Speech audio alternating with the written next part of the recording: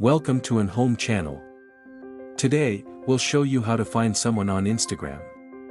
Whether you're reconnecting with an old friend or looking for a new connection, Instagram's search features can help you discover profiles quickly and easily.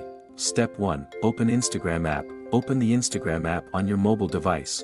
Log into your account if you haven't already.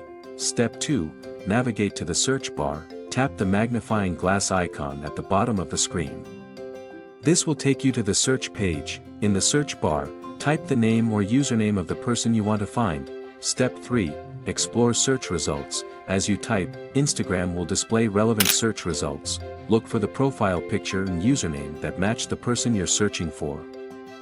Tap on their profile to view their posts and details. Step 4. Explore suggestions. Instagram also provides suggested profiles based on your search. Scroll down to see if the person you're looking for appears in these suggestions. Step 5.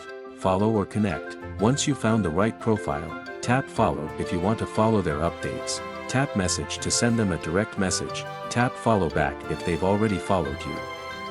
Rediscovering old connections.